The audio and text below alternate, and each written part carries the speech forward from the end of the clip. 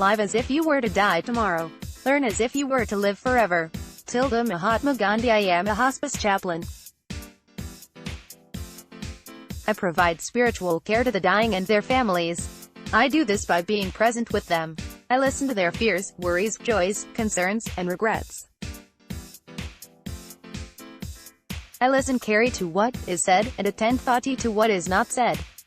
When people find out what I do for a living, their reaction is almost universal. Wow, that must be hard. I could never do it. I totally get it. In fact, years before doing this work, I remember reacting to a hospice volunteer in a very similar way. I was terrified of death. I didn't like thinking about it or talking about it. I certainly never thought I'd spend my days comforting the dying. What I didn't understand back then was that the dying weren't another species. They are beautiful and courageous human beings who don't stop living just because they're dying. They are no different from the rest of us, except that they are more keenly aware of the preciousness of their time on Earth.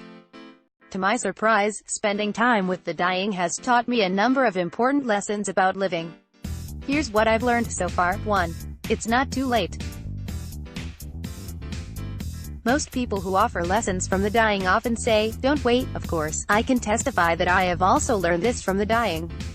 I've had patients tell me that they wish they had pursued things they've always wanted to do. These conversations can be heartbreaking. But I've also journeyed with others who have taken up new interests as they were dying. One patient started painting as a way to process her feelings and emotions about dying. Self-taught, she discovered she had a knack for it and soon was creating beautiful works of art to share with family and friends. Another patient who had a long and difficult marriage decided to make things right with his spouse after receiving his terminal diagnosis. Many people in this situation would understandably say something like, "We wish we'd done this sooner." Instead, they were saying, "This diagnosis brought us back together." What these incredible examples have taught me is this: it's not too late. Though I resonate with the advice, "Don't wait," the problem is that many people believe they've already waited too long and that it's already too late.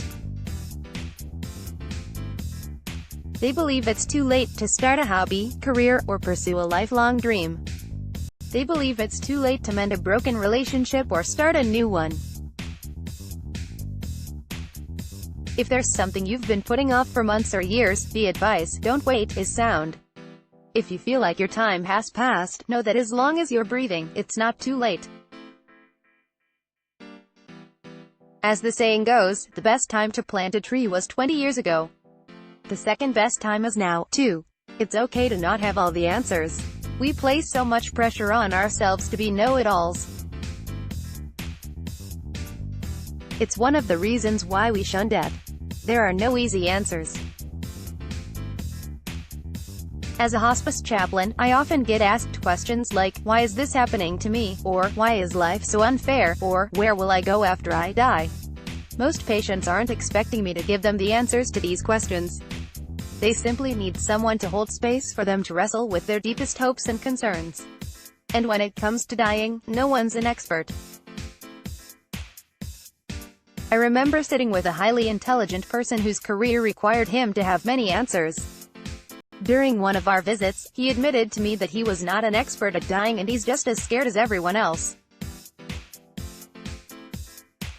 He too was wrestling with the same questions we all must wrestle with at some point.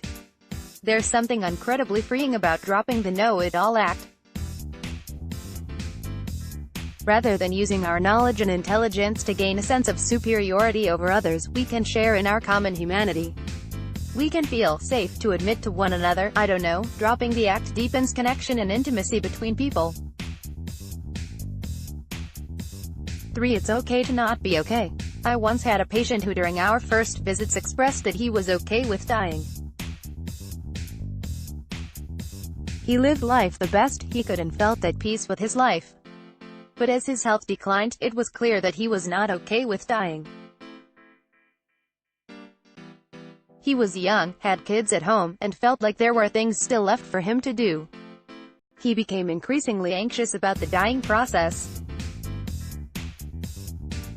During one of our meetings after having wrestled with his change in disposition, he concluded, "I realized that I need to be okay with not being okay." Paradoxically, facing his discomfort with dying helped him manage his fears and even brought him to a deeper level of peace. So many of us spend our energy convincing ourselves and the world that things are okay when they're not. We curate our social media channels so only the highlights are featured. We love the idea of controlling the narrative of our lives.